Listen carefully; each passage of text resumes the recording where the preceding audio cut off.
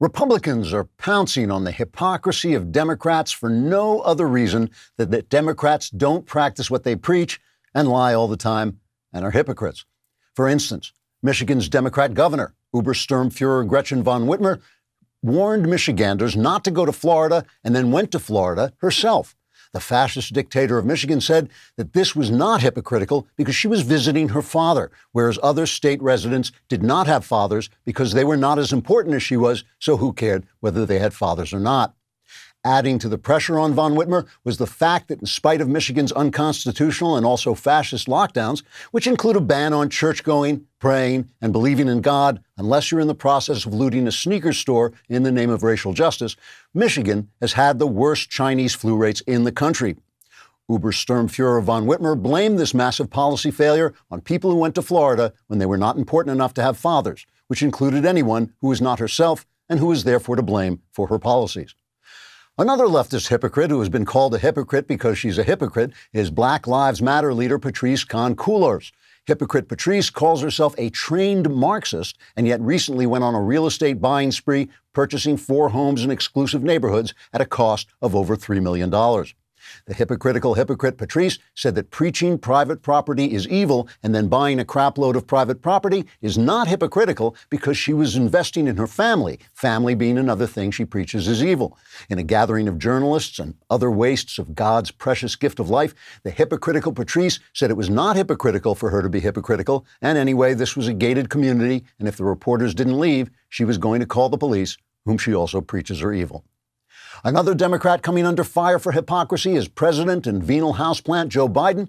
Biden has been part of the American political system since 1976 and now says that system is racist. He wrote the 1994 crime bill that put many black people in jail and now says they shouldn't be in jail. And he says violent addict George Floyd has made the world a better place. Let's face it, what a crock of baloney that is. When asked whether he was being hypocritical by changing every opinion he's ever had to get on the good side of the public, President Biden replied, quote, "Who am I to say? No, really, who am I?" Unquote. Trigger warning, I'm Andrew Klavan, and this is The Andrew Klavan Show. I feel hunky-dunky, life is tickety-boo. Birds are winging, also singing hunky-dunky-doo. Ship-shaped, ipsy-topsy, the world is zippity-zing. It's a wonderful day, hurrah, hooray! It makes me want to sing. Oh, hurrah, hooray! Oh, hooray, hurrah! Back again, laughing our way. I'm not sure we're laughing our way through the fall of the Republic. We now may be laughing our way through 1,000 years of darkness, the Dark Ages. But this is a perfect time for you to subscribe to our show. Subscribe to our show on iTunes and leave a 5-star review. That's really helpful. But also subscribe to my personal channel on YouTube, and you will get unique content and all our openings and all our shows. We'll send you some sneakers maybe. I don't know. We'll see what we got lying around and we'll put that there. And if you leave a comment and the comment is sufficiently cruel and insulting, we will include it in the show because it'll just fit right in with the rest of our commentary. Today's comment comes from Gary Francis, who says, as a houseplant, I insist that you apologize for comparing me to Joe Biden. And I do say a venal houseplant, but I know that the way people are, they start to think that all houseplants are venal, and then you have fauna hate crimes, and especially on houseplants that are Chinese. Some of you I know go to sleep at night. Weaklings.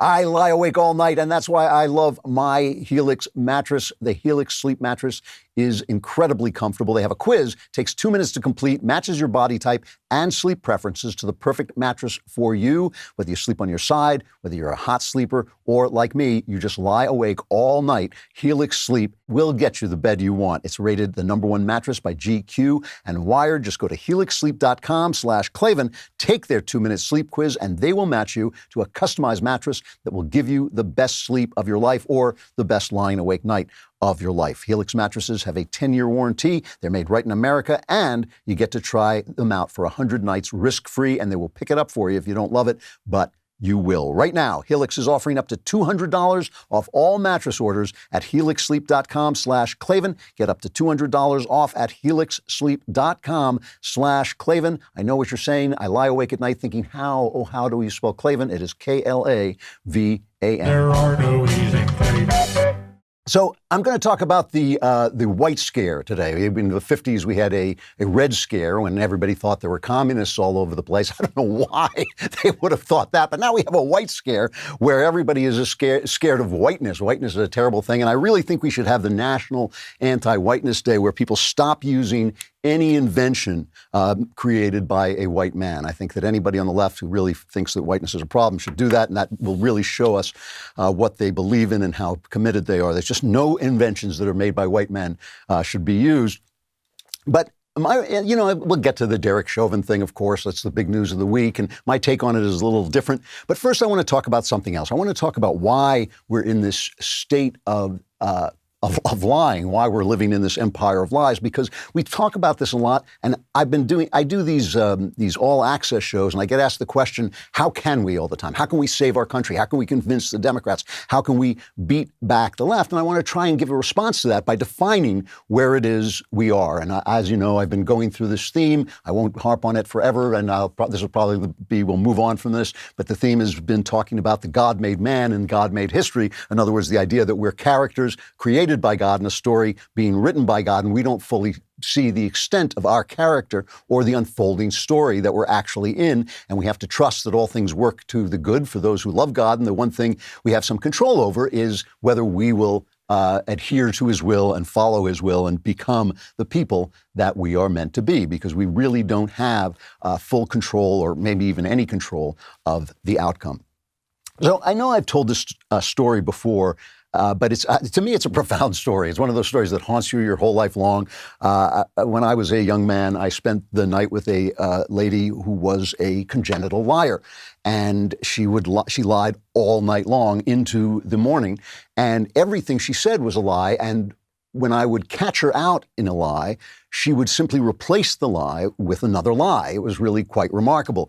Just to give a made-up example, if she said she had a disease, and I said, well, those are not the symptoms of that disease, she would say, well, no, it's not really that disease, it's a disease like it. And when I said, you don't have that disease, she would say, well, I didn't want to tell you. I said that because I didn't want to tell you I had this disease. And in fact, she had no disease. She was perfectly healthy. She was perfectly fine. And by the end of the night, by the time morning came, I found that I was living inside her lie, so that it's not exactly that I was starting to believe her, it was that I was starting to react as if what she said was true, because I was debating with her what disease she had when she had no disease. And the reason for that is I'm not insane, right? It takes an insane person to think that every single thing he's being told is a lie, right? To think that you're living in the matrix or a simulation, is the kind of thing a crazy person believes. And yet right now we are effectively living in a simulation created by this massive telecommunications media empire that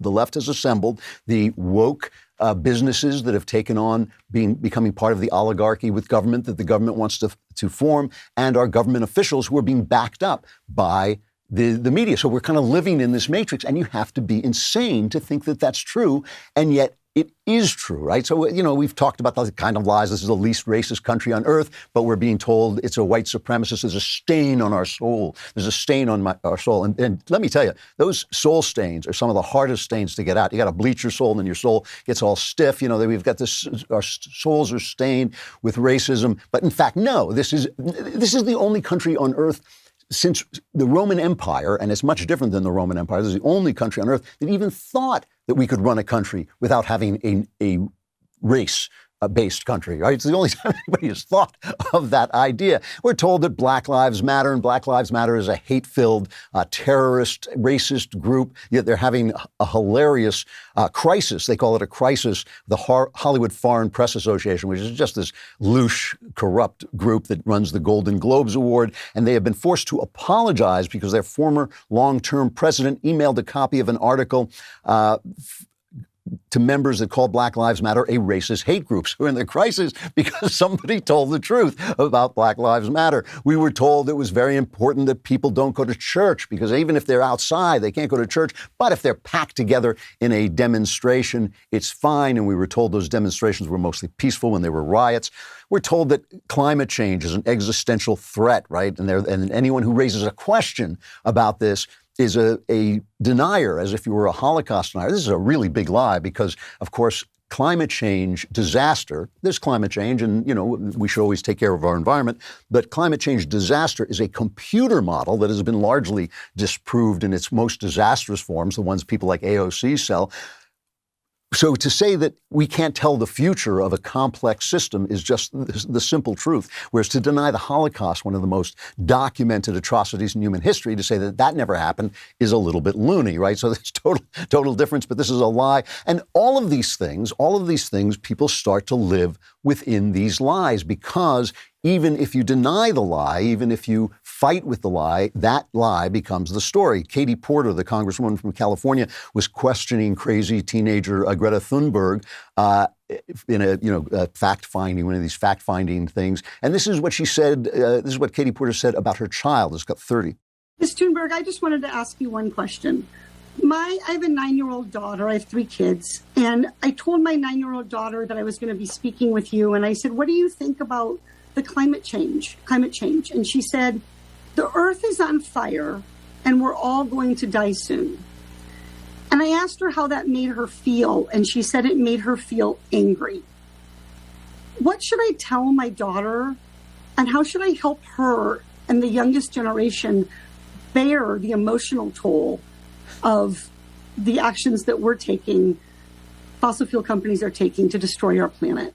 By the way, if you actually believe that we're all going to die soon, you don't feel angry, you feel terrified, just so you know, because her emotions don't hook up to what she's saying. But the thing is, Katie Porter's child is not crazy. This is what she's being told, right? In order for a 9-year-old to say, oh, all the adults around me are lying and making stuff up, that would be nuts. That would actually be a mentally disturbed child. But this is a sane child, so she believes all the lies she's being told, and in this case, the distortion that's being told. And by the way, about Greta Thunberg, Knowles, I think, still can't go on Fox News because he called her a mentally ill teenager, which is exactly what she is by her own admission. We're told our gender is a choice. Our gender obviously is an assignment. I'll try and talk about this more in the mailbag. Gender is a responsibility that we have to manifest a portion of the nature of God. And each time we're lied to, we have to address the lie so that the lie becomes the narrative. Right now, we are all talking about race in America. I talked about this last week. We're all talking about police shootings. They're not the story. They're not an issue. It's seriously, it is not an issue. High crime and dysfunction in Black communities and minority communities, this is an issue. The end of the mom and dad family is a huge issue. The failure of our churches and the loss of faith that's come along with that is an issue. The deep disrespect and hostility for the humanizing, urgent, central work of homemakers, wives, and mothers, who C.S. Lewis said basically was the central profession, and all other professions are built to support it. These are the people who make men, who make children human, who make domiciles into homes, and who make life human. They make life human. And by the way, if you are a homemaker or a wife and mother, I know how deeply disrespected you are and how people talk to you and how people ignore the thing that you are doing. And it is a deep, deep problem in our country and in our society in general. I'll tell you this is straight up true. You are seen. You're not just seen by me. You are seen in the halls of heaven. And when you walk through the gates of heaven, the angels will take off their starry crowns and bow their head with respect. And that is just the living truth, because as we know, the things that are not appreciated on the earth are frequently appreciated above the earth. Fighting back against these lies makes the lie the narrative. If you have to defend the fact that you're a homemaker, if you have to defend the mom and dad family already, if you have to defend the fact that police shootings aren't the problem, police shootings become the narrative. And that's why that's what we're talking about. That's what we're talking about. And it's distorting for all of us, especially those who believe it. There's a University of London professor named Eric Kaufman. He's done this survey, and he talked about what effect all this talk about racism has had on people. He did a study about it. He was talking to Ben Dominic on Fox News. This is cut 2.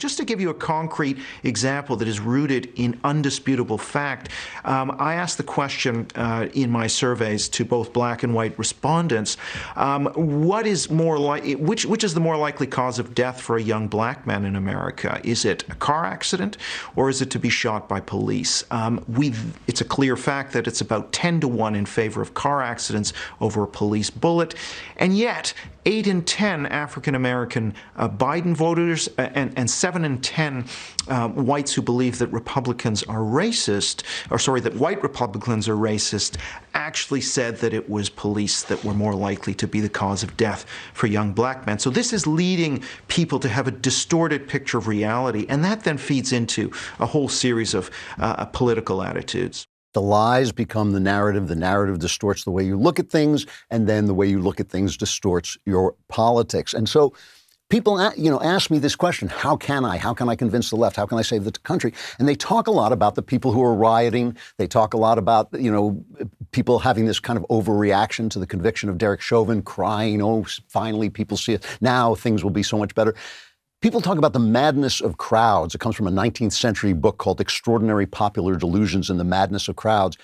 But I don't think the people are deluded, and I don't think the crowds are mad. I think they are sane. I think they are too sane to believe they are being lied to all the time, when in fact they are being lied to all the time. That's why you're seeing these reactions. That's why you're seeing a child who thinks the world is going to end and everybody's going to die. That's why you find people who think more blacks are killed by police gunfire than by traffic accidents. That's why you see people weeping when Derek Chauvin is convicted of murder. They're being lied to by the president. They're being lied to by their politicians, then leaders. NBC lies to them, the New York Times, the Washington Post, Coca-Cola, Delta, Disney.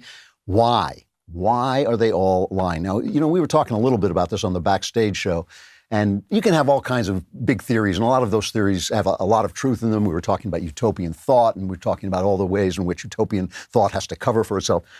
But just on a basic political level, let's just talk on a basic political level. We're talking about these stories, these false stories, because the true stories, the true problems in our country are problems of policy that the people in power caused. Their policies caused the problems. The failures in our country are the elite's failures. And if they direct us to the true problem, we would blame them, right? Whereas if they turn us against one another, if they point, oh, there's a white man, if they have the white scare going on, and the white people then see the black people rioting and they get angry at their black neighbors and their black fellow citizens, we are not paying attention to them. It is they who did this. It is the elites, the people in power, the people who run the corporations, the people who run the journalistic corporations and the journalistic outlets, the people in the White House and the people in Congress who have created the problems they're blaming on the last guy. I always say the police officer is the last guy to deal with a social problem. He's just cleaning up the mess. It's the people in power who cause those things. Welfare policies, right? Welfare policies. Do you know that before the Great Society, which was Lyndon Johnson's absolutely huge program, just like what Biden's doing now, there's an absolutely huge program of welfare and money transfers. Before that, after the Civil Rights Act got rid of Jim Crow, black people started rising into the middle class at a good rate. After those policies, they stopped rising into the middle class. They slowed. Their rise into the middle class slowed. Their educational policies, the left's connection with the corrupt teachers' unions that still will not open the schools. That is sapping the energy and the education and the forward-looking progress of blacks out of slums and out of difficult situations. The philosophy that damaged the family, right? It was welfare and feminism that destroyed the black family. Blacks used to have a 25% out-of-wedlock births. Now they have a 75% out-of-wedlock birth, which is worse than it was in slavery days when Democrats were actually selling families to different parts of the river, right? It's worse than that. Their policies have actually created a worse situation. And why? Daniel Patrick Moynihan, a prominent Democrat, warned that this would happen. He said, if you start giving money, welfare money to people when they have illegitimate children, they'll have illegitimate children. You get what you pay for, right? And the feminists said, well, that's just sexist because a fish, a woman needs a man like a fish needs a bicycle. You go to a prison today, you see a lot of guys, almost all the guys behind bars today are guys who were raised by fish who didn't have a bicycle, right? So they go after the symptoms. They go after the black man shot by the police because the cop is out there trying to save his life and make sure he gets home okay, dealing with the problems they created, dealing with the problems their policy created. And never forget, these policies have brought in trillions of dollars in tax money that the Democrats can then use, and sometimes the Republicans too, can use to pay for votes to say, we're going to give you this, we're going to give you that, we're going to give you this free money, all this free money. It's not free. It's our money that they have taken to buy power for themselves, and they get richer and richer and more powerful. You know what it's like? It's like a cigarette maker telling us that the crisis we have in this country is not enough cough drops. Oh, you're coughing blood, you're coughing up blood. Damn it, it's the cough drop companies. We have got to do something about the cough drop companies. Have a cigarette and I'll get right on it. That's what this is like. An entire power structure. We are now surrounded by an entire power structure whose policy failures and whose incredible debt and whose moral failures have made it necessary for them to distract us from their increasing power and wealth by turning us against one another. We are living inside their lies. And when you ask me, what should you do? What should we do?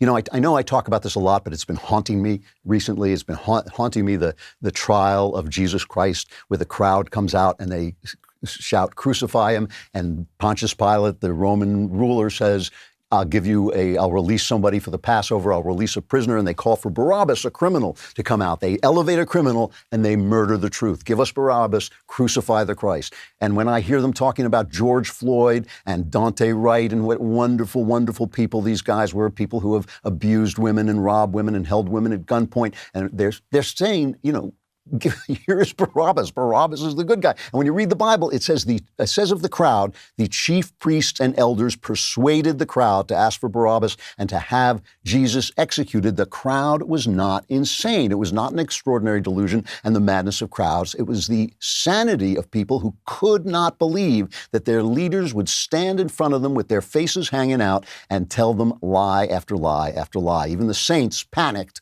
And even the saints ran for their lives because they didn't know the story God was telling. They didn't know that the truth would come back. And when they did see the truth came back, the saints came back, even though it sometimes cost them their lives. So you ask me, what do we do? How do we convince? How do we change the country? How do we save the country? I think I have to ask you, what are you doing right this minute? Who are you right this minute? What are you showing people right this minute? Your school, your town, your job, your marriage, your family. What are you showing them? Who are you? What are you doing? And it's not just about serving on boards, though you should serve on boards. You should run for school board. You should show up at school board meetings. You should show up at town hall meetings. But it's what your kids see you do, what experience your wife or husband has when you walk in the door, what your coworkers see, the words that come out of your mouth. We are living in an empire of lies. We are being lied to and lied to and lied to. And in order for the truth to live, it has to live in you. And I know what I'm asking you to do. I know I'm asking you to take chances. I had a friend, I can't tell you the full story, but I had a friend canceled just yesterday in a terrible, terrible way. I know that it is a dangerous, dangerous time.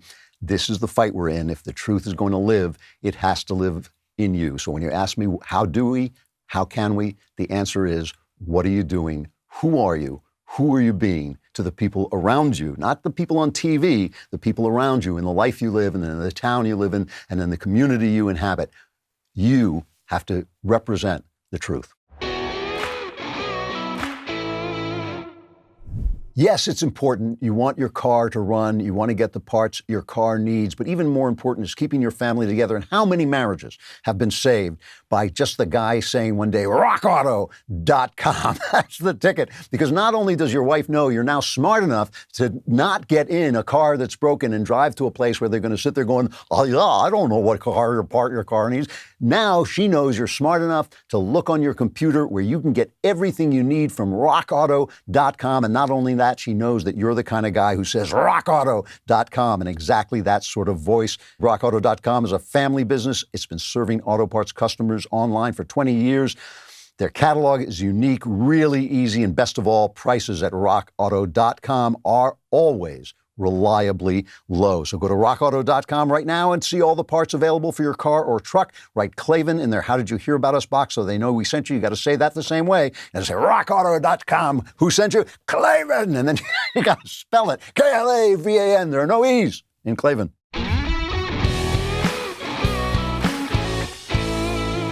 You know, everything about the white scare is a lie, starting with the phrase Black Lives Matter. There is no such thing as a black life. There is no such thing as a black life. You are made in the image of God, and anyone who puts any kind of other modifier on that is making you less, not more.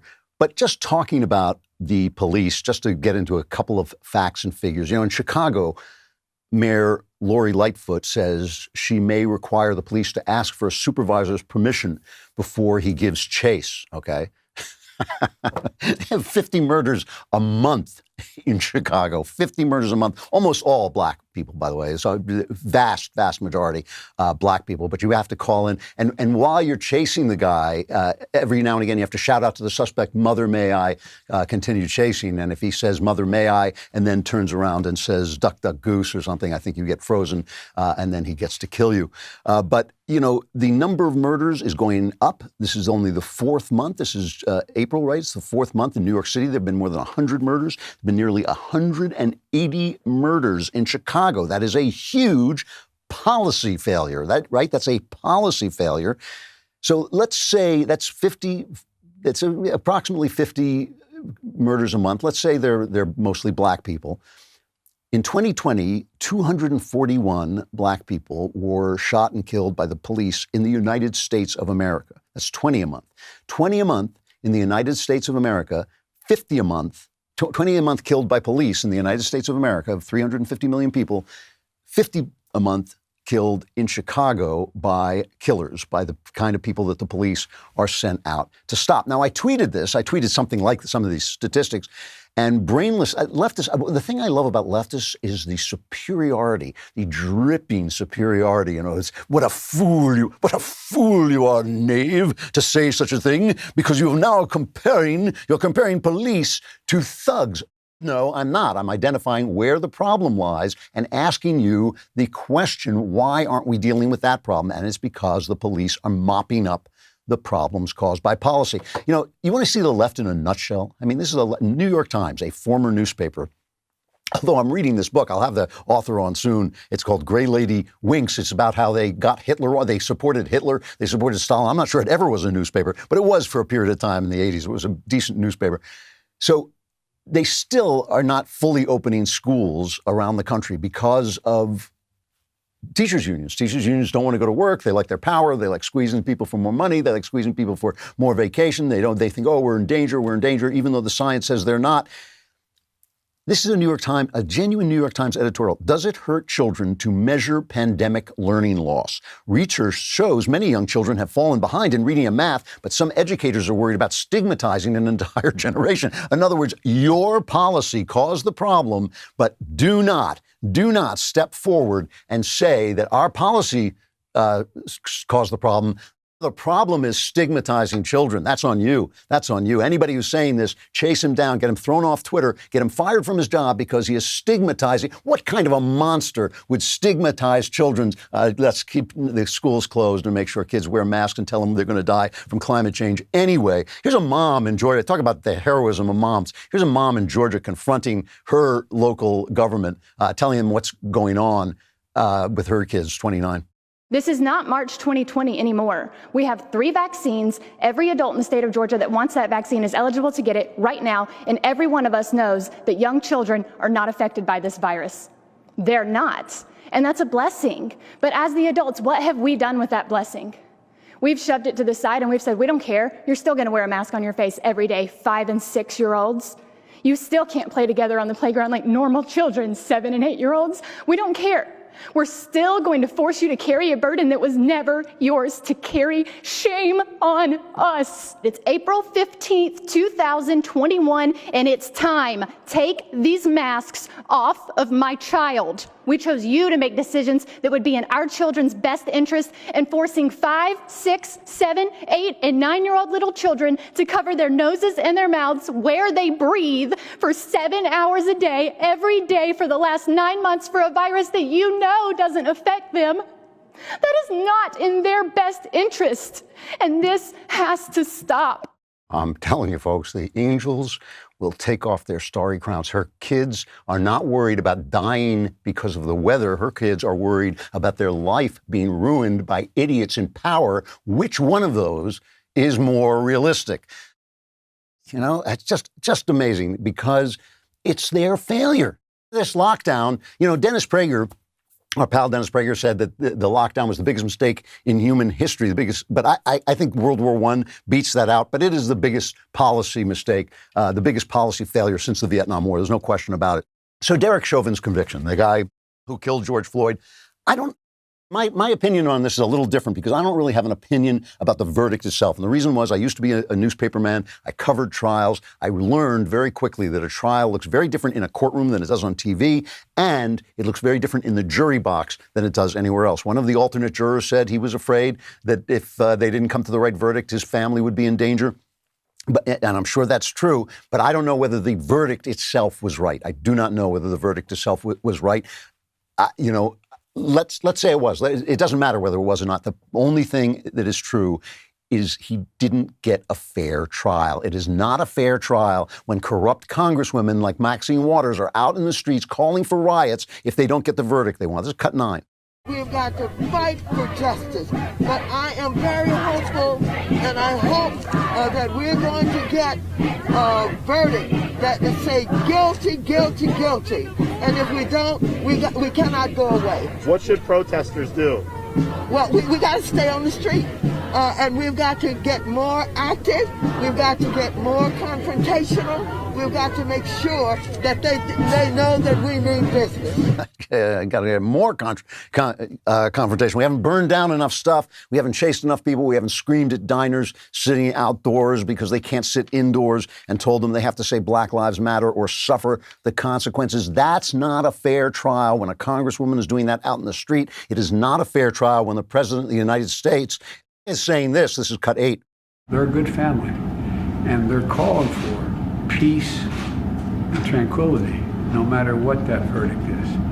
I'm praying the verdict is the right verdict, which is, I think it's overwhelming in my view. I wouldn't say that unless the jury was sequestered now, not hear me say that. But so we just talked to them. I want to know how they were doing. It's not a fair trial when the local paper, the Star Tribune, is putting out enough information about the jurors that they became easy to identify. They didn't give their names, but they gave enough information. CBS TV gave this kind of information that could dox them, essentially. The fact that this guy didn't get justice, that he didn't get a fair trial, again, I'm not pronouncing on the verdict. I'm really not. But the fact that he didn't get a fair trial is the failure of our elites. It's a failure of our elites. And the fact that people are applauding it is a failure of our elites. The judge in the case, Peter Cahill, when he heard what Maxine Waters had said, this was his reaction, cut 12. I wish elected officials would stop talking about this case, especially in a manner that is disrespectful to the rule of law and to the judicial branch in our function. I think if they want to give their opinions, they should do so in a respectful and in a manner that is consistent with their oath to the Constitution, to respect a co-equal branch of government. Their failure to do so, I think, is abhorrent, but I don't think it has prejudiced us with additional material that would prejudice this jury. He doesn't want to take he said it might be overturned on appeal. It should be it should. There's no question that it should be overturned on appeal. He didn't get a fair trial. He did not get a fair trial. And when they asked Jen Psaki if Biden should have made his comments, this is what she said, cut 16. Does the president agree with what she said about getting more confrontational? Well, I can speak to the president's view. He has been very clear that he recognizes the issue of police violence against people of color, communities of color, is one of great anguish, and it's exhausting and quite emotional at times. As you know, he met with the Floyd family last year and has been closely following the trial, as we've been talking about, and is committed to undoing this long-standing systemic problem. You know, just the fact that they talk about police killings of black people without talking about the crime rate in black communities, which is a problem of men, right? It's men who commit violent crimes, almost exclusively murder. I think it's 95% of murders, are committed by men. So that means 7% of the country is committing 50% of the murders. And how is that not relevant to what a police officer is facing?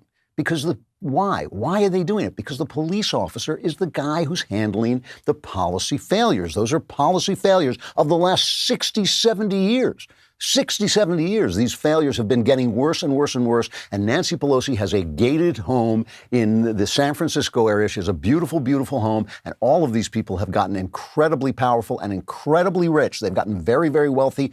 They do not want the structures that have failed to be taken down.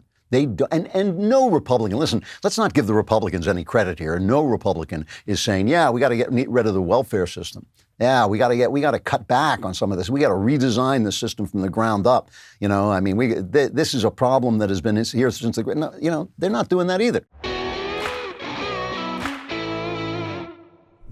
All right. I am, as you can see, in my studio in Nashville, so I'm not at home, but if you've got Ring doorbells and Ring cameras, you can see and talk to anybody who comes to your door. So much is happening at our doors right now. Deliveries, people coming by to see us. It's a perfect time to upgrade your doorstep with a Ring video doorbell. With Ring, you can keep an eye on your home no matter where you are, right from your phone. And Ring has hassle-free, easy-to-install indoor and outdoor cams, so you'll never miss a visitor. You can keep those packages and deliveries safe. There's a special offer on the Ring Welcome Kit at ring.com/Klavan, and it comes with Ring's Video Doorbell 3 and Chime Pro. So don't wait. Get a special offer on the Ring Welcome Kit at ring.com/Klavan. It comes with Ring's Video Doorbell 3 and Chime Pro. It's the perfect way to start your Ring experience. Go to ring.com/Klavan. That's ring.com/Klavan. From now on, wherever you are, anyone comes to your door, you can look at your phone and say, how do you spell Klavan? And if he says K-L-A-V-A-N, there are no E's in Klavan. If it's that guy, call the police. I don't even know what the Republicans are doing. They're posing. They're taking pictures of themselves at the border. You know, they're sitting around talking about, Dr. Seuss, which is an important issue, but not their issue. They're not in charge of Dr. Seuss. That's not their problem. Their problem are these policy things that have failed and that the left is protecting by turning us against each other. Look, the white man hates you. Look, the black man is rioting. I mean, we're all Americans. We're all in the same country. We're all the victims of these policy failures. We're all living with these policy failures. And the worst people in the country are now running the joint. And that is the truth. The worst people in the country are now getting interviewed on television. The worst people in the country are now interviewing them on television. And people like that mom are the ones who are suffering. That is one of the best people in the country. And she's the one who's suffering, and her kids are suffering because of their failures. And instead, they're pointing at us at one another. They're pointing us at one another. They're saying, look at the evil white guys, look at the rioting black guys. That's not the problem. That's not the problem. The problem is we are living in this empire of lies meant to protect the emperors. It's meant to protect the emperors. And that's why the bad folks, the bad people, not the people who get the guns pointed at them, not the little children. Oh, my Lord. A fellow I follow on Twitter posted the pictures of the children, the black children who've been killed in these neighborhoods, just in the first part of this year, and the list of pictures went on and on. It was heartbreaking. A stone would weep to see these children being blown away. They don't care. They do not care. Who's the hero? Who's the hero? It's George Floyd. George Floyd, a guy who stuck a gun in a pregnant woman's belly while his friends ransacked her house. Here's Nancy Pelosi on the verdict. This is cut 18. This is what she said after the verdict. Thank you, George Floyd, for sacrificing your life for justice. for being there to call out to your mom. How heartbreaking was that? Call out for your mom. I can't breathe. But because of you, and because of thousands, millions of people around the world who came out for justice, your name will always be synonymous with justice. That's not what his name is synonymous with in my house. But you know, the people on the left say, oh, we think these people deserve to die because they were criminals. No, I don't think that. I don't think that they deserve to die. I think that if you resist arrest and you're violent and you increase your chances of dying. And I'm not that prone to turn around and blame the cop who's trying to get home, who's been protecting your neighborhood and your fellow citizens, and now is in trouble because you did something. That to me, you know, but it's give us Barabbas. It's take a look. Don't look at the truth. Crucify the truth. Give us Barabbas. Set this guy free, because otherwise you got to start to listen to the voices of the people who are suffering in these communities. You got to listen to the black person who's starting a business in that community, but his business has just been burned down. Nobody's interviewing those guys. You got to listen to your neighbor who just says, hey, you know, I want my kid to go back to school. I want my kid to go back to school. I'm a single mother. My kid is home because you're putting on your mask, because Dr. Fauci has lost his mind because of the power he has. Dr. Fauci was a good doctor, but man, oh man, he has gotten just corrupted by those cameras turned on him. Unbelievable stuff. And, you know, the kids got to go back to school. They don't need to wear a mask. The teachers' union's got to suck it up. It is ridiculous. And they don't want you to talk to the good people. So we got to talk to George Floyd. George, what a guy. What a guy he was. What a guy. Listen to Biden's reaction. This is cut 20. For so many, it feels like it took all of that for the judicial system to deliver a just basic accountability. Yeah, because, you know, like Black lives don't matter. Unbelievable stuff, you know, that in other words, it took the riots. You had to riot to get justice. And that's essentially what he's saying. They love those riots. Those riots are good for the Democrat Party. The riots are great for them. They love it. So, you know, here's the thing about him talking about, for instance, institutional racism. This is a guy who's been in government since, I think, 1976, I believe it was, since the 1970s. He wrote the crime bill in the 1990s that put black people in, all these black people in prison. And by the way, that crime bill was a good bill. That crime bill actually brought down crime in those neighborhoods. But it's just a start, right? You're putting people in prison, you know, every other black guy being put in prison is not a good answer. It was just the desperation because crime had become in those days like it is now because of leftist policies. It was a reaction to the failure of leftist policies. So they put, and again, it's the guy on the bottom who suffers, right? Nobody said, hey, we've got to do something to get dads back into those families instead of putting up stupid billboards telling you to act like a father. Maybe we should start rearranging our welfare policy so we don't pay people to have children out of wedlock. Maybe we ought to bring back the churches and actually preach the morality that keeps people together. Maybe we got to start preaching about this and stop telling people they're sexist if they say there's got to be a father in the home, you know, saying that fish has got to be riding on a bicycle or she ain't going anywhere, right? Unbelievable. In the New York Post, Stephen Nelson, the New York Post, the actual newspaper of record in this country now, asks Jen Psaki about the fact that Biden has been in this system that is supposed to be racist is Joe Biden. He is the system. He's been in this system for so long. New York Post, Stephen Nelson asks Jen Psaki. This is cut 1. To what extent does President Biden acknowledge his own role in systemic racism, and how does that inform his current policy positions? Well, I would say that one of the president's core objectives is addressing racial injustice in this country, not just through his rhetoric, but through his actions. And what anyone should look to is his advocacy for passing the George Floyd Justice and Policing Act, for nominating leaders to the Department of Justice to address long, outdated policies, and to ask his leadership team here in the White House to prioritize these issues in his presidency, which is current and today and not from 30 years ago. Does he believe it's important to accept his own culpability? I think I've answered your question.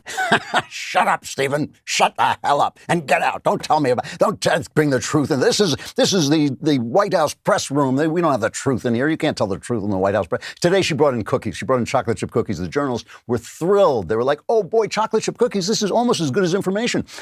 And the news media, of course, we just have to make at least a detour to the news media. The Media Research Center, during Joe Biden's first 3 months in office, the broadcast evening newscasts have showered Biden with 59% positive press, as opposed to the 89% negative press they gave to Donald Trump. So this is a guy, right, who is loading regulations and spending onto the economy, and he's not going to be penalized for it because the economy is going to come roaring back from the lockdown, right? So he's going to benefit from the roaring back to the lockdown. There are already articles, the Biden boom.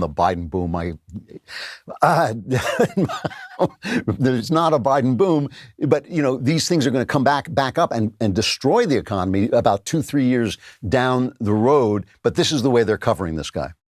Tonight, history is made. Joe Biden becomes the 46th president of the United States. Joe Biden, whose own life has made him an expert on healing from trauma, now taking over a country that needs exactly that. Kill me his now. heartbreak and hard work, his empathy, bringing him to this moment. Here in Europe, among America's allies, there is a sense of relief. And that cabinet meeting today showcased the most diverse cabinet in history. Cooper Jones says she thinks the Biden administration will help heal America's racial divide. The majority of Americans, including Republicans, approve of his efforts to get more shots into arms. The president delivered a shot of hope. And reporters didn't have a single question about vaccine distribution, international vaccines, the COVID economy, and the fact that there was no COVID questions.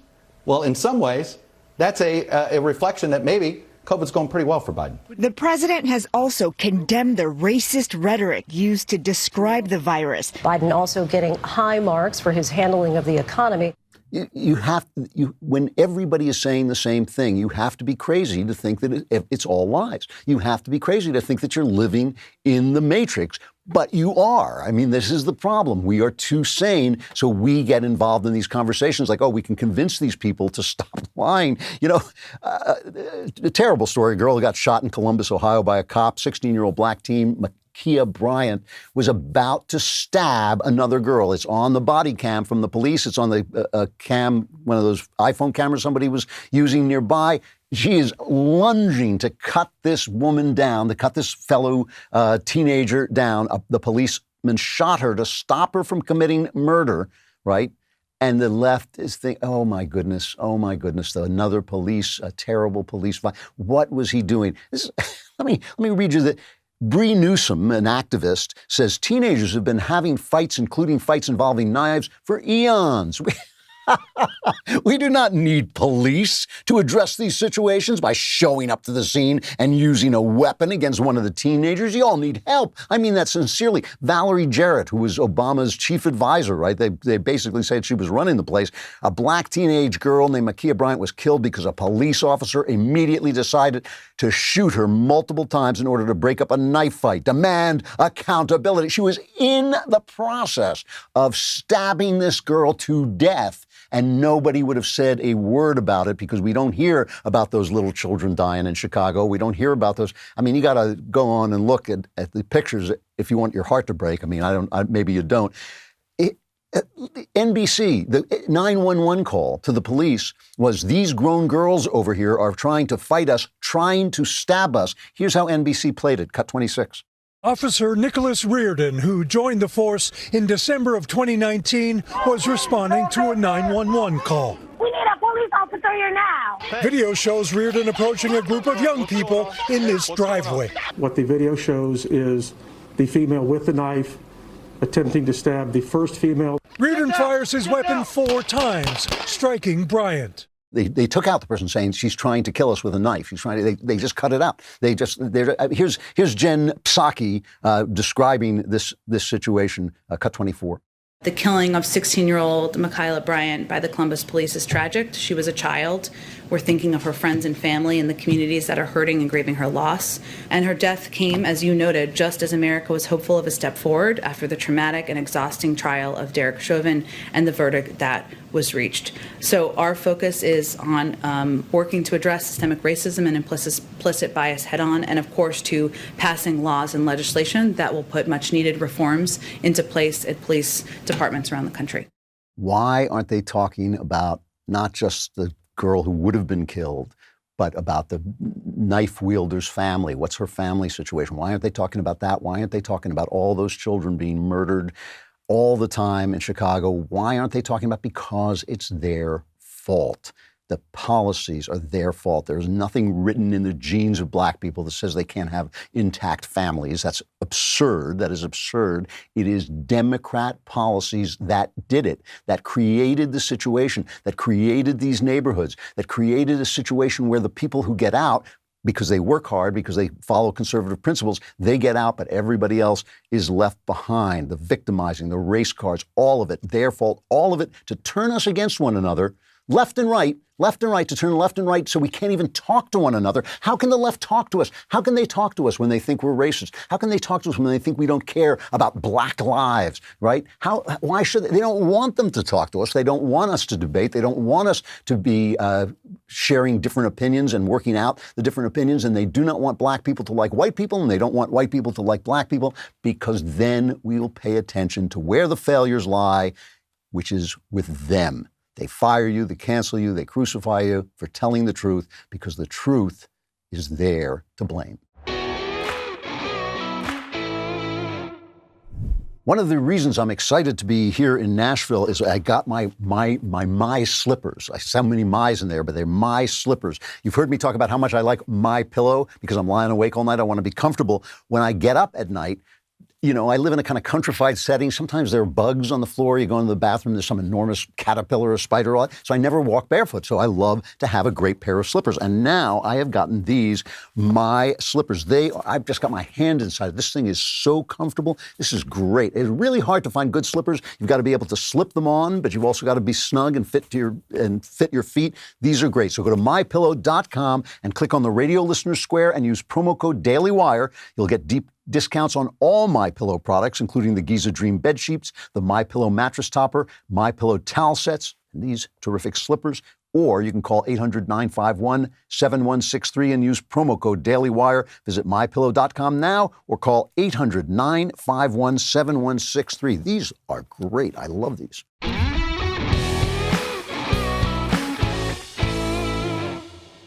So I want to talk about churches and the failure of churches too, because that's part of what is happening. I got a question in the mailbag today from another Drew who says, my biggest fear regarding the state of our country is the future of the church. He says, I'm 21 and my generation, including myself, are mostly degenerate. I see a lot of churches, especially at college, who water down the message to make it more attractive to young people. I appreciate the attempt to get more people involved, but I don't think changing God's word to make people more comfortable is a good idea. My question is, how do we make Christianity an attractive option for people my age without watering down the message? Our churches have failed to do this. They failed, well, it's worse than that. American membership in houses of worship has continued to decline. It has dropped below 50% for the first time, and this happens very fast, by the way. This happened in Europe in a generation. The church has just emptied out. This is the first time in Gallup's 8 decades of taking polls that church attendance dropped below 50%. In 2020, 47% of Americans said they belonged to a church, synagogue, or mosque, down from 50%.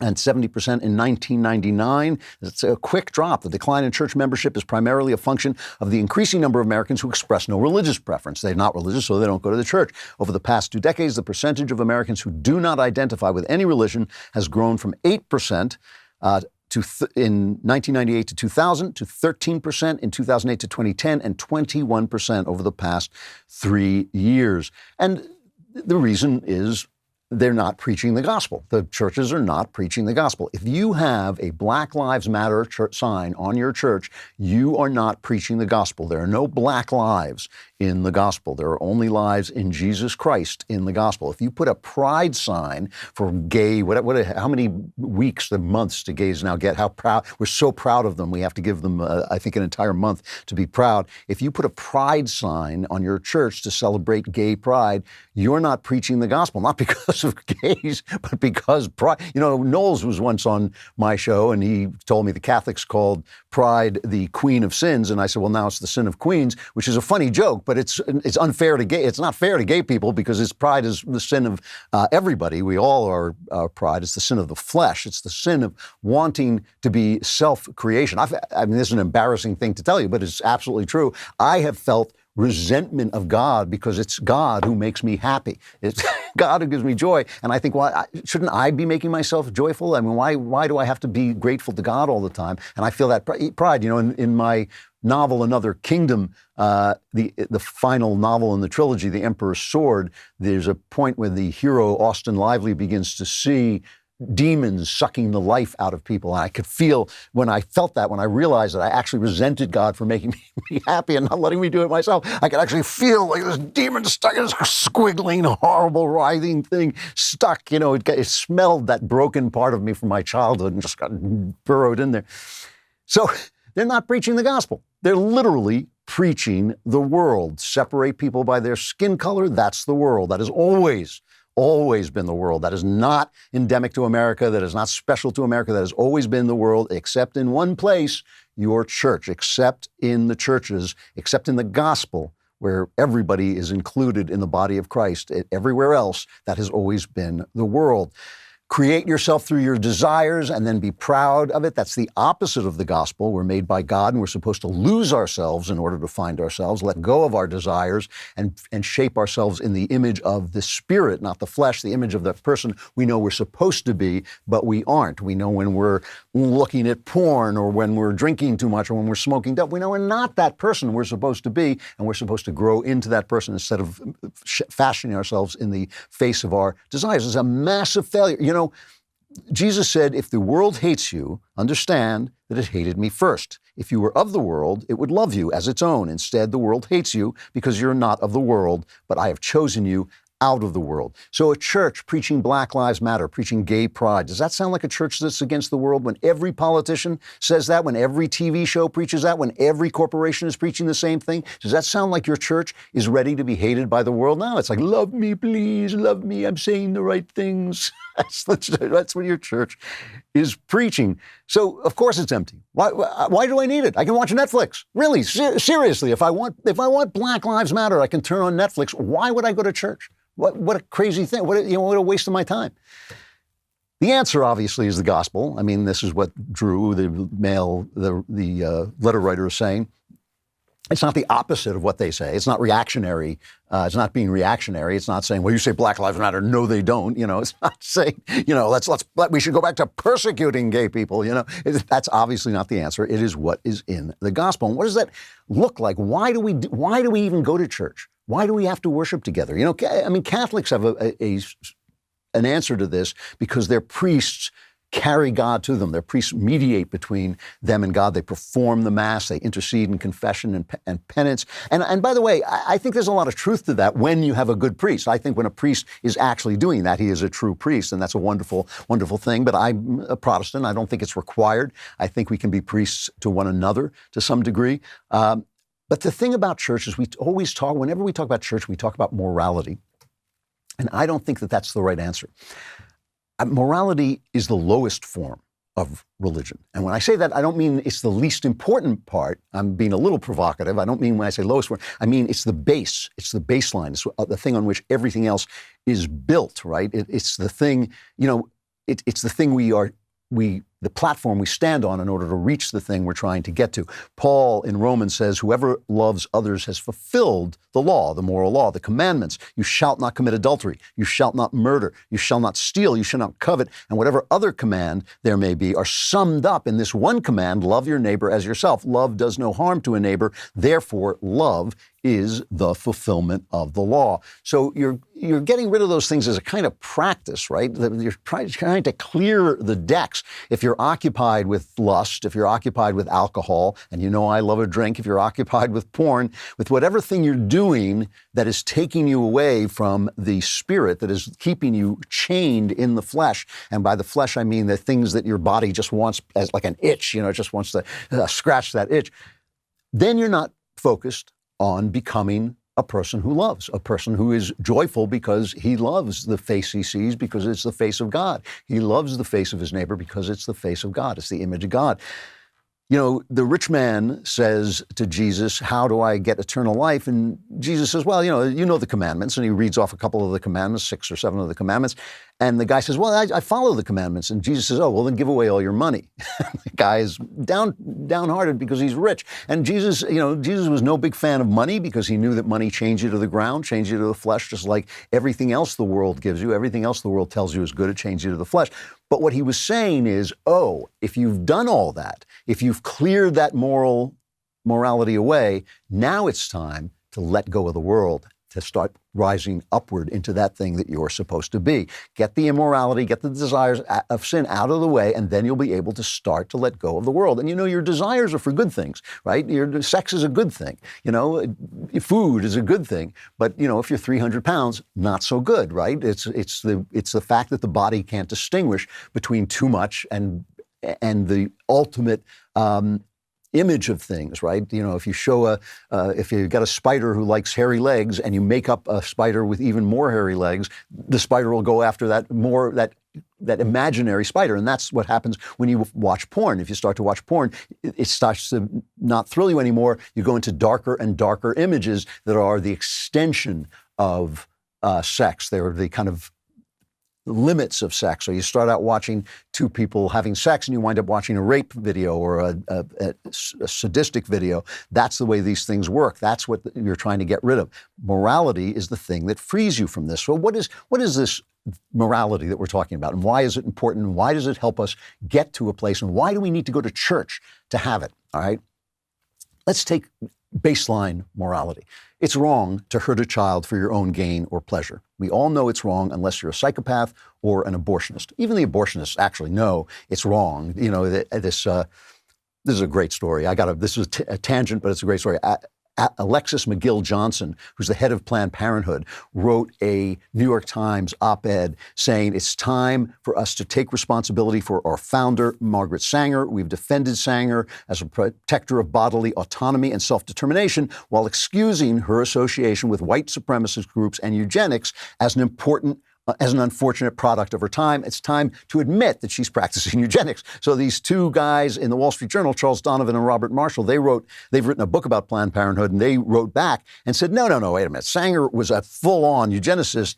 Her ideas about racial betterment, the elimination of what she called human weeds, weren't merely the regrettably common view of a different time. She went further than most. She proposed a baby code in 1934 that required licenses to marry and said the license to marry should be separated from licenses to have children, that nobody had a right to have children because she didn't want biologically unfortunate people, in which she included blacks, to be born, right? Now, the thing is, Planned Parenthood still believes in eugenics. They now know that you can get canceled for killing black people, which is largely what they do, right? They kill an awful lot of black children, but they still have fought lawsuits. They still have fought laws and filed suits to strike down laws that stop you from aborting people with Down syndrome, right? In Iceland, they actually say we've eliminated Down syndrome. What they mean is they've eliminated the people with Down syndrome. Hitler won. This is the truth. So in other words, they know it's wrong. They're just making excuses because it's good. You can kill your kid and have a better life instead of a life having to take care of this kid that you didn't mean to have. So they believe in killing children for your own profit. But we know it's wrong. Where is that wrong? Where does that wrong exist? Show it to me. Hold it in your hand. You can't.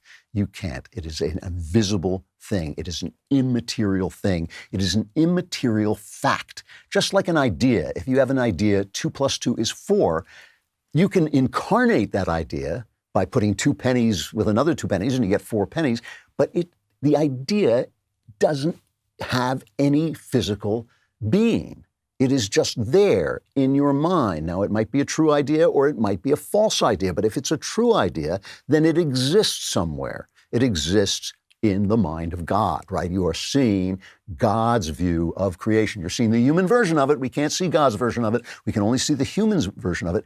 And that's why we get together, because it's invisible. We get together because it's invisible, and we have to see it together and remind each other that it's there and encourage each other to believe it's there. This is why God takes physical form so we can see the God we know, Jesus, to understand the God we can't see and cannot comprehend. And that's what we have to gather together to do. And you know what? If the churches fail us, we have to start doing it ourselves. We have to start gathering together. I'm in the process of moving house, but this is something I'm really dedicated to, that if I can't find a church that is preaching the actual gospel, I will start to build a gathering of people who do it themselves. We've got to do it. We have been failed here yet again. When you see a Black Lives Matter or gay pride or any other thing, from any other trendy world idea on your church, that church has failed. They are not preaching the gospel. So really important to diversify your investments. You know this, the stock market has been going up, but what goes up frequently goes down, whereas gold is predicted to hit $3,000 in the next year. Under the last Democratic president, gold went from $700 to $1,900 in 2 years. That's 300% growth almost. What better way to protect yourself from the imminent tax hikes under our new president than with a gold investment? Monetary Gold is a precious metals company whose biggest focus is helping savers protect their portfolio by setting up self-directed IRAs. They only offer precious metal products that are IRS approved. Call 888-201-7717 to get your free gold guide from the folks at Monetary Gold. Monetary Gold is here to help you take advantage of a sound investment strategy that will help you diversify your portfolio. Call 888-201-7717 to get your free gold guide called Monetary Gold at 888-201-7717 to get your free gold guide. All right, it's time to catch the latest episode of Candace tonight at 9 p.m. Eastern, 8 p.m. Central, only on dailywire.com. Candace is fired up about the events of this week, and she's got a lot to say, but to get the full uncensored version, you have to become a Daily Wire member. So join in time to catch tonight's live stream and get 25% off a new membership with code Candace at dailywire.com/subscribe. That's not all. Candace is joined by another Ultimate Fighter guest, Dana White, the president of the UFC. I like the fact that the copy doesn't mention the fact that she's also joined by me. I'll be on her panel. Subscribe now and stream Candace tonight at 9 p.m. Eastern, 8 p.m. Central, only on Daily Wire, and get 25% off a new membership with code Candace at dailywire.com/subscribe. Make sure you grab the audio podcast on Apple, Spotify, or whatever your platform of choice might be. And because we know you're craving what the mainstream media won't give you, the truth, just head over to Apple Podcasts or Spotify and subscribe to Candace today. And be sure to leave a 5-star review if you like what you hear. And I will see you there.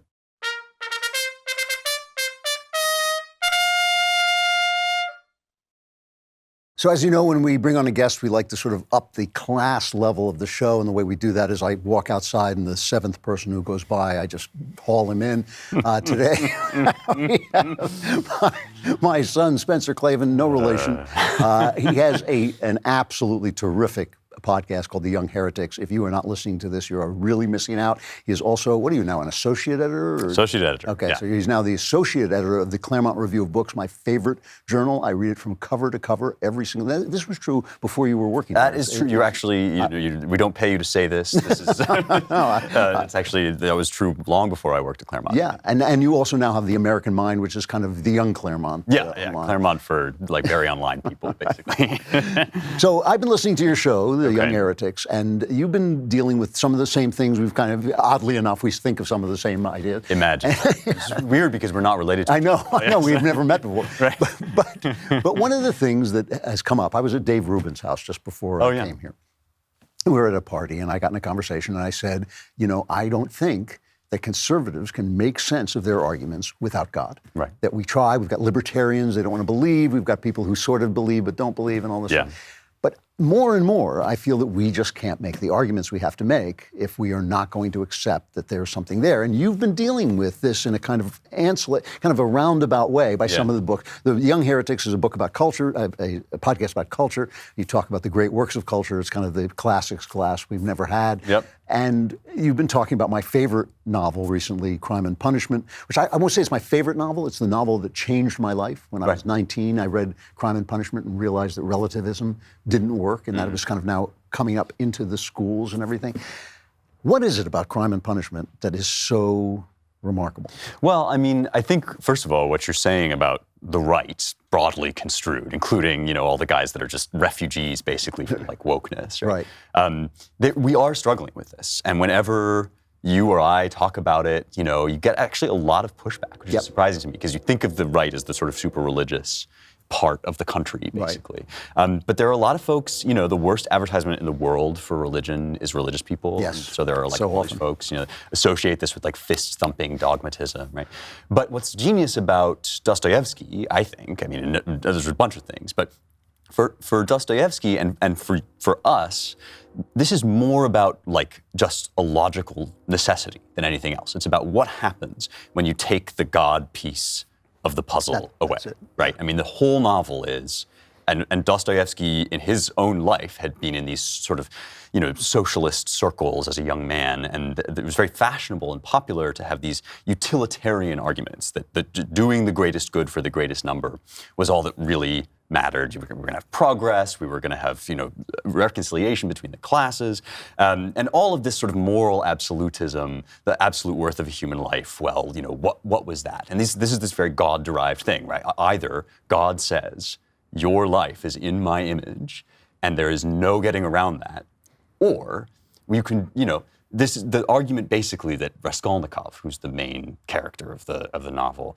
makes to himself is, well, there's this woman, this pawnbroker, and she makes everybody around her miserable. She's a horrible person. Just a miserable old crone, And there's no doubting that. Everybody knows that she sucks.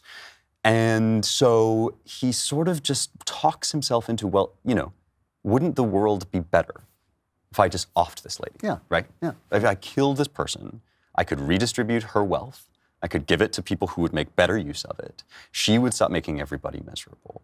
And all I have to do, right, is just transcend this divine will. And it's the abortion argument too, in its way. I mean, it's why can't I do this? Why am I not free to do this? What am I going to? I'm going to be punished by a baby. I made one mistake, and now I'm going to have this child for life. Right. It's what is it about a human life that can't be taken? Right. Why should it not be taken? And the thing we should mention too is that Dostoevsky sees the communist revolution coming. Even though it's far off, he sees it coming down the pike, so he knows. Yeah. He's living in a moment that's not that different from this moment now. He was remarkably prophetic. Yeah. And we've talked about this before, I think, on this show.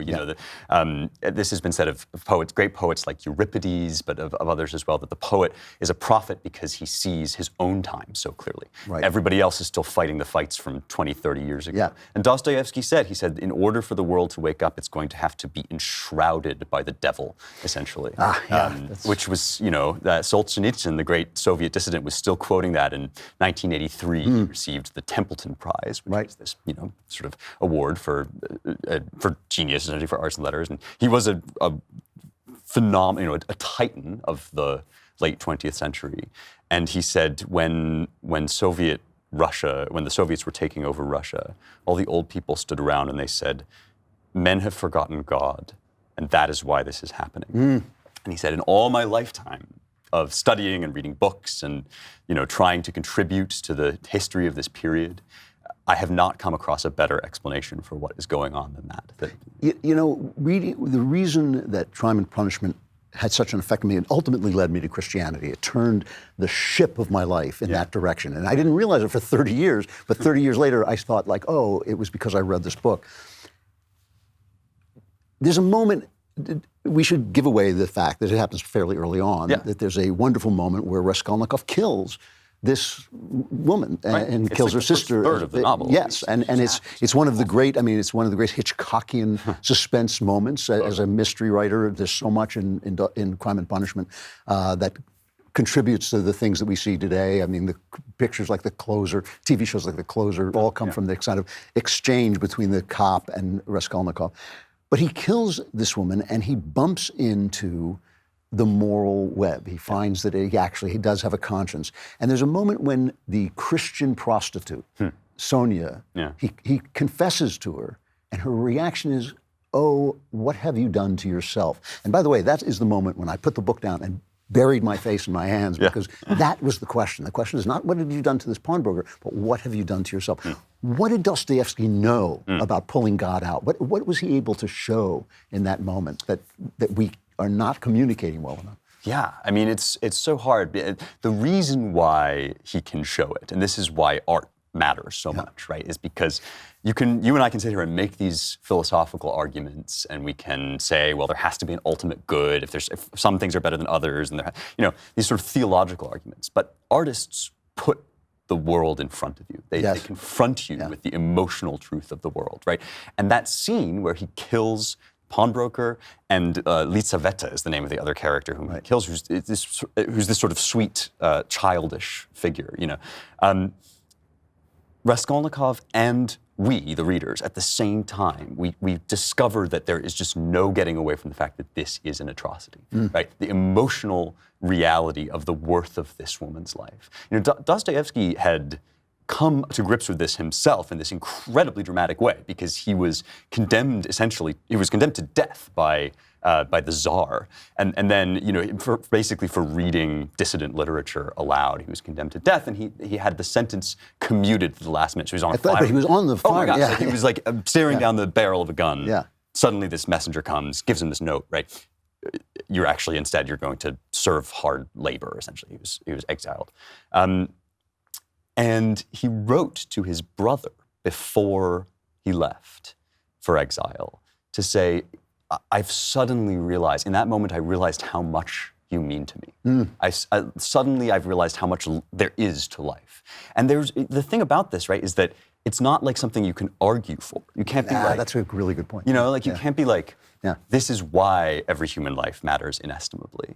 You simply have to just experience it in the fact of your own. I mean, what Dostoevsky realizes is that if his life meant that much to him, and if he could never again convince himself that somebody else's life is a mere trifle, right? You just toss it away. Tolstoy, the other great Russian novelist of those two supreme novels, there are many great writers, but he wrote a little pamphlet called "What is Art?" in which he said, art is a way of communicating emotion from one heart to another, from one person to another.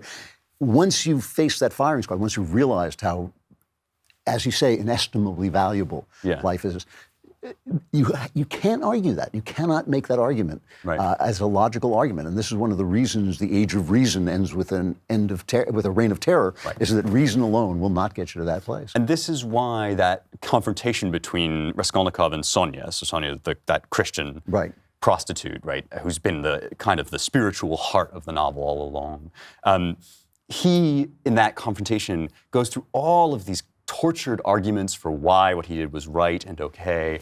And what Dostoevsky is basically saying is without God, these arguments all make sense. There's no resource in utilitarianism for explaining why you shouldn't murder a woman in cold blood. And what Sonia says to him is simply, you have defied God, and now you must repent. There's just, and the absolute of that, the "thou shalt not kill," has to just come from an ultimate source of moral authority, as indeed it does in Scripture and in reality, If it doesn't, then you just, well, look, this baby that I'm carrying in my womb, it would probably live a terrible life. Yeah. Maybe it would be in poverty, and so all of these things are terrible. So shouldn't we just do away with it? And we don't have resources to answer that unless we have God. And you get these ideas like Black Lives Matter, and when you say all lives matter, you're shouted down.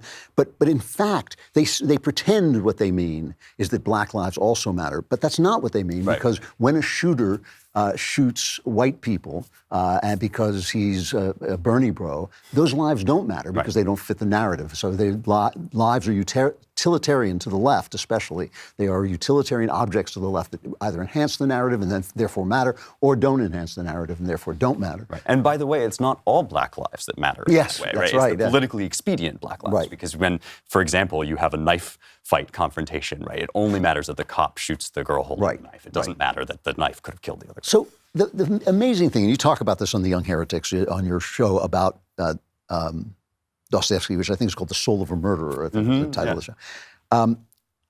You talk about the fact that he's basically arguing with Nietzsche, who hasn't published yet. So he hasn't read Nietzsche. He's just deduced Nietzsche. Right.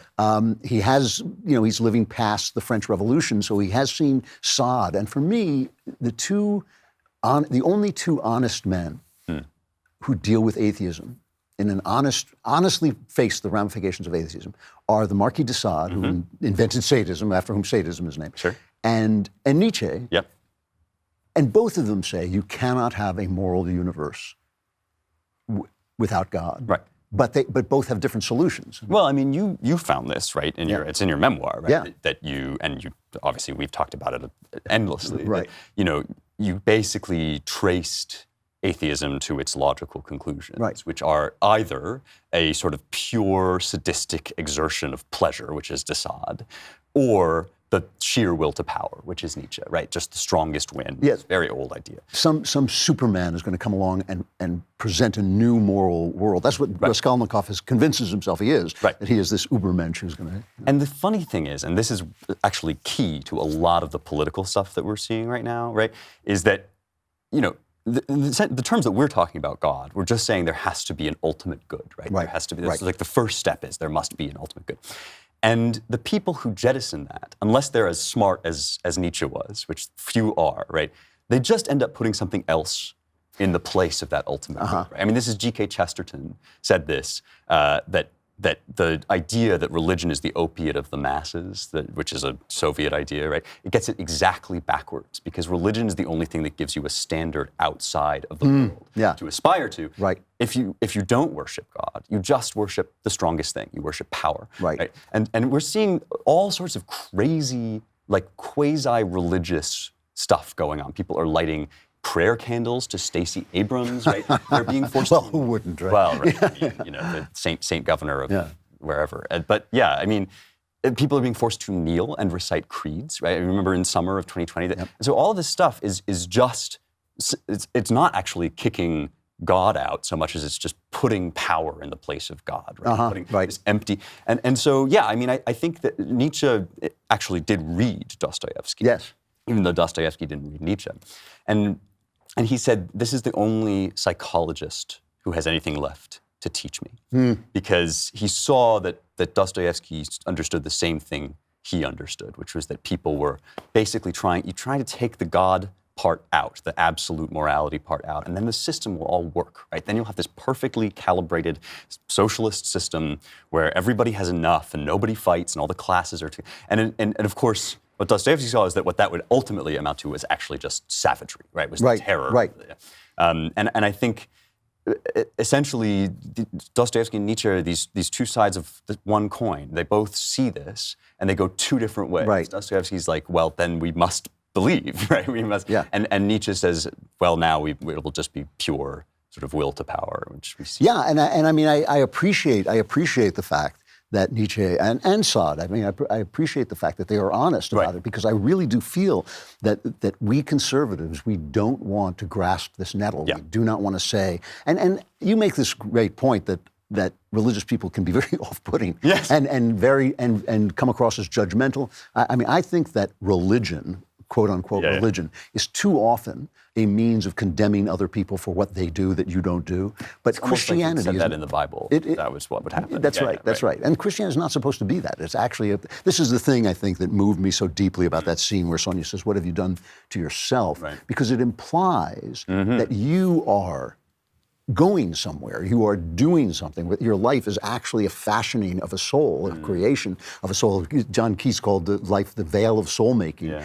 And I think that implication that we are doing something is really important because it takes your attention off other people's sins. Oh, 100%. Well, here's something else that Solzhenitsyn said that really got to me, is that people, and this is true now too, people feel powerless over this stuff, right? Yeah. Conservatives feel a lot of despair. Yes. Because the Democrats run the country and they're so crazy, they're so far left, and you hear these terrible horror stories about them taking over schools and forcing children to do these terrible things. And so people feel like they don't have anything to do. The reality of it is, right, that the West is saved anew every day in every human heart, right? Like the question is not like what big argument you're going to make on Twitter. The question is, how are you going to raise your kids tomorrow? How are you going to build your family? And these religious questions, right, which get wrapped up, people have all this baggage associated with them, like churchy baggage, basically. These are actually just questions about how are you going, like what are you living into? What's the North Star of your life? And if you make it something outside of you, the good, the true, the beautiful, then you will flourish. And you'll flourish even if you're persecuted, right? Yeah. I mean, that's of course the sort of shocking message of the gospel. But yeah, I think, it makes perfect sense to me that leftists have this instinctive reaction against religion. Right, yes. They hate it. Everybody does, Yeah. right? What does not make so much sense to me, or what dismays me, is when conservatives have this instinct. Yes. Because as you are arguing, it sounds like, this is shooting yourself in the foot. Like it's cutting the branch off you're sitting on, Right. Leftists at this point practically have abandoned the aspiration to be, just and to believe in equality before the law, to be colorblind, all of these things they explicitly don't want to be. We want to be all of those things. Right. We want to believe in life, liberty, the pursuit of happiness, and the endowment of those rights by the Creator, right? But that sentence, right, that whole idea only makes sense if you're saying there is an absolute moral authority that is bestowing these rights upon you, and the government protects them but can't take them away, right? We can't make that argument. I got into this Twitter thing with David French where I said, we've got to stop people like the Twitter sites and things like this, the social media sites, from censoring us, because the right to free speech comes from God. Government is instituted to preserve those rights, so it has the right to stop them from doing these things. And everybody said, oh, well, that's a religious argument. But it's the axiom of the country. It's the basic, Well, people get very confused, I think, because Christianity has been the dominant religion in America for so much of its history. People elide the distinction between theism, like believing in God, which is what we're talking about, and like enforcing some Christian doctrine. Because there is a protection, right? Again, the Establishment Clause of the Constitution protects against establishing any one sect. So it would be unconstitutional to say, like, well, now we're all going to believe in the Nicene Creed, right? But you and I, who believe in the Nicene Creed, can also say, like, there's a bare minimum of theism that the founders would have taken for granted. Yes. They did take it for granted. And many of them said, John Adams, George Washington said, that this system won't work unless we take as a premise the fact that there is a divine creator, worship him how you like, do the rituals you want to do, but understand that there is a divine creator who has certain attributes, such as love and justice, and he does not have other attributes, such as, arbitrariness or evil. And therefore, like, recognizably, we can say God endows us with these things: life, liberty, the pursuit of happiness, right? The freedoms outlined in the Bill of Rights. All these things are non-negotiable because God. Yeah, it's funny. I used to cover courts. Well, unfortunately, we're run out of time. But I used to cover trials, and when they would question the jury in voir dire, you would find out that people don't understand how evidence works, circumstantial evidence. They think if it's circumstantial evidence, it's no good because they watch that on TV. Right. But if you look in the snow and there are footprints in the snow, you are allowed to deduce that somebody walked there. And if we have rights and if life is worthwhile, those are footprints in the snow, very, very big footprints in the snow. Spencer Klavan, my son, no relation. Please listen to The Young Heretics. You really will enjoy it. It's really terrific. Claremont Review of Books. If you're not reading it, you are missing out. My favorite journal, and he's involved in all of them. What can I say? And American Mind is the young Claremont. That's all online, right? American Mind. This is Spence. Great to see you. We'll talk again. Okay, sounds good.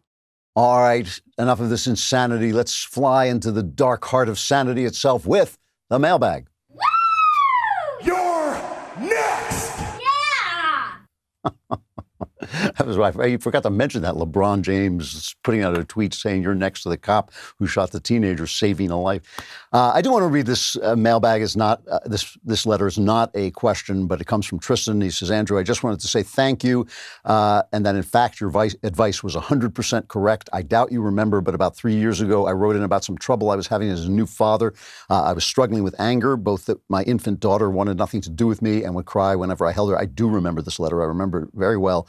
He said, I was angry at myself for having a brief urge to shake her, which I didn't. I set her down in the crib and walked away. Your advice changed my life, and my now 3-year-old and I have an amazing relationship. Your advice made dealing with my son 2 years later way easier, and now I have a third on the way. Again, thank you for your help and life-changing advice 3 years ago. Thank you, Tristan. Thanks for taking the time to let me know. Seriously, it means an enormous amount to me that you let me know. I can't read all these on the air, but it really does matter to me when you let me know that stuff, and I do appreciate it. from Sally. Hello from Texas. Hot Gandalf. I love that moniker. I've got to get that on a card. Thanks for always making me laugh through my tears. Your intros are always the highlight of my week. We live in a very racially diverse neighborhood and have friendly relations with neighbors of all colors. As a white person, and even though our neighbors are super nice, I find that in conversation I avoid any topic that might cause them to bristle. It seems to me that avoiding these topics may actually be racist because it presupposes that they would be offended when I have no idea how they feel. How do we as a nation and how do I as an individual have those conversations with my neighbors? Or should we just avoid anything that could possibly be awkward or uncomfortable? How can we bridge the gap? Well, it's a great question, and I can only tell you my philosophy about this, which is I don't do race. I just don't do it. I feel like a man's a man. I feel there are two kinds of people on earth. There are men and women. That's it. And we should just talk about that. It doesn't mean that your experiences won't be different. It doesn't mean you didn't come from a different culture. It doesn't mean you didn't get different reactions from people that shape your world.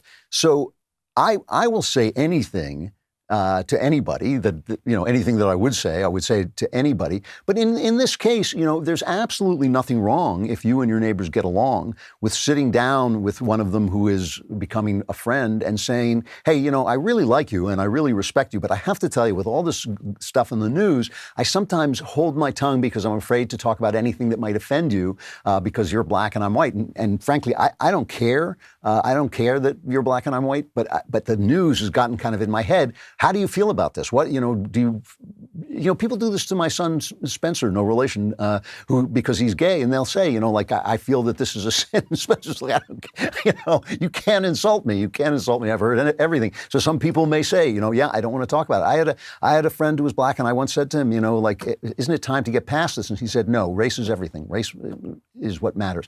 And I thought, yeah, okay, well, we're just not going to agree on that. So I just don't do race. The left has tried to convince us that there's some racism that can be expelled from your mind, but otherwise you are guilty of the sin of racism. And I suppose that's true in the sense that we are all sinful people and our hearts are sinful. And when Jesus said, when you feel lust in your heart, you've already committed adultery in your heart. But what he was telling you is that's how broken you are, not that lust is the same thing as adultery. So I feel the same way. If some tribal thought goes through my mind or some racist thought goes through my mind, too bad. I'm just not going to act on it. I'm not going to play with it. I'm taking each person as he or she comes. And I think that that's what you should do. And you should talk to them about anything. But there's nothing wrong if you feel uncomfortable with saying that to somebody. I feel uncomfortable because of all this stuff in the news. How, can we talk about that? It's like the people, right? How would you react if someone said that to you? You would tell them what you felt and how you felt about it, and they'll do the same, I hope. From Zach, profferer of Klavan-y goodness and inerrant life-changing answers. We need your help. I have a question. As a father of two sons, both under 5, one of my concerns is how to best demonstrate for and teach my sons what it means to be a man of God. You once said, yeah, we don't need fathers. Come on. What is this guy going to do? You once said when sharing thoughts about gender and spirituality that masculinity and femininity are related to spiritual truths that our bodies are playing out. The comment inspired me to explore further. Most expediently, I am curious if you could elaborate on what you mean by these spiritual truths related to masculinity and femininity and how fathers like myself ought to engage with our young sons, children in general, within such truths. Yeah, whenever you talk about men and women, you generalize, and obviously not all generalizations apply to every single person, and so we're just going to have to get used to that. We can't talk without generalizing, and the left always says, oh, it's an insult because you left out this one person over here, this one person over there, but we're going to be adults, and we're going to generalize. It says in the Bible that God created man in his image, male and female, and that lets us know that even though we react to God as a father because we are all his children and we react in some way, we take the feminine role with God because everything that comes out of us, he put into us, and that is essentially the feminine role. So God is always the father, he is always masculine. We know that God is not either masculine or feminine, he is both because he made us both male and female in his image. And that means that he meant for us to represent something of himself in that difference. We are meant to be, that's why I was saying before, the left says gender is a choice, but I say it's an obligation. I say it's an assignment. You are assigned the job of being masculine or feminine. And of course, that takes a million different forms. Not every, feminine girl is a Jane Austen heroine, and not every masculine man is a soldier. There's all kinds of different ways, but I think we can make some kind of generalizations. I have been asked, actually, in interviews, what is the most important quality of a man, and I've always said courage and integrity, and I think those two things are related. And they say, what is the most important quality in a woman? And I always say tenderness and generosity.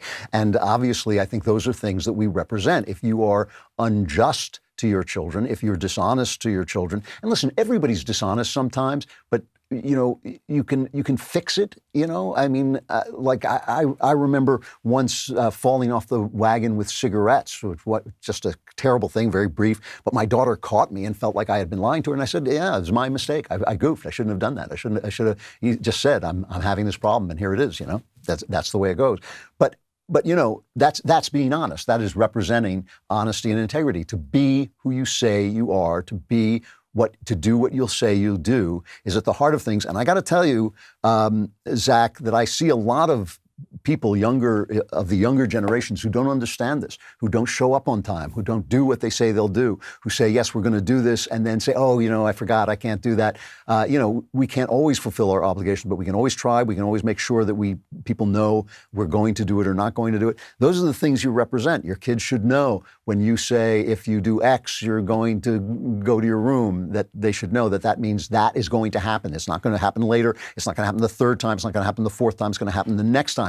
They've got to know when you say, I'm going to take you to this place, you are, the zoo, you are going to take them to the zoo. They've got to know that when you come home, you are your wife's husband and not with that nice girl at the office who's been treating you so well that it wouldn't hurt just to go out for a drink. I think those are the things that you have got to represent. You've got to represent the courage to speak your mind. And this is what I was saying in the opening, that, when you don't do that, when you come home and say, oh, my boss said this and I didn't have that, that's what they see. That's what they learn. They are not learning that part. So we know that God is just. We know that God is utterly just, which is a kind of masculine trait. And we know that he's utterly merciful, which is a kind of feminine trait. And every kid knows on earth, and obviously, again, generalizing, but every kid knows on earth that he's going to get a break from his mom, but he's going to get the hard hand from his dad, right? They know that the mom will let him off the hook. So she's representing the merciful, the perfect mercy of God, and you're representing the perfect justice of God. And those things together are going to give that child a home in which he understands the fullness of God. And the fact that you can have perfect justice and perfect mercy together, he knows it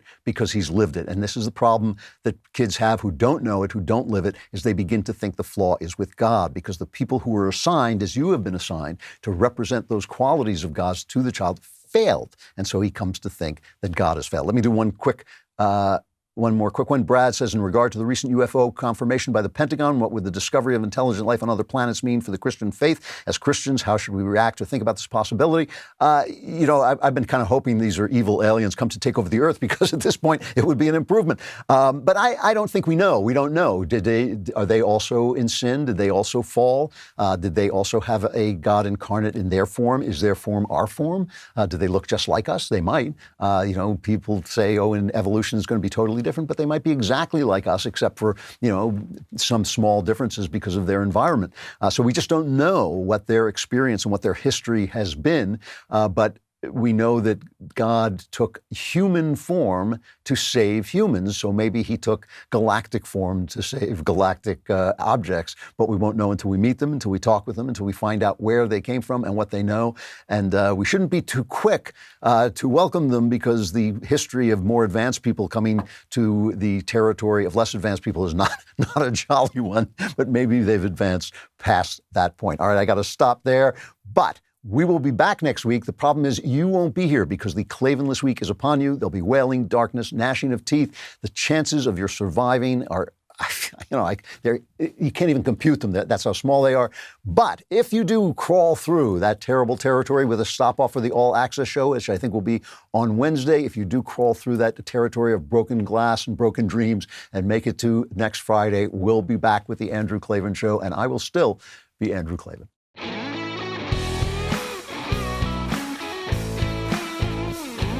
The Andrew Klavan Show is produced by Robert Sterling. Executive producer, Jeremy Boring. Our technical director is Austin Stevens. Supervising producer, Mathis Glover. Production manager, Pavel Vidowski. Edited by Danny D'Amico. Lead audio mixer, Mike Coromina.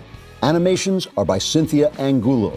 Production coordinator, McKenna Waters. And our production assistant is Jacob Falash. The Andrew Klavan Show is a Daily Wire production. Copyright Daily Wire 2021. NBC News gets caught doctoring footage of the Columbus police shooting. House Democrats vote for an anti-constitutional D.C. statehood bill. And a surprising new study sounds the alarm on masks. Check it out on The Michael Knowles Show.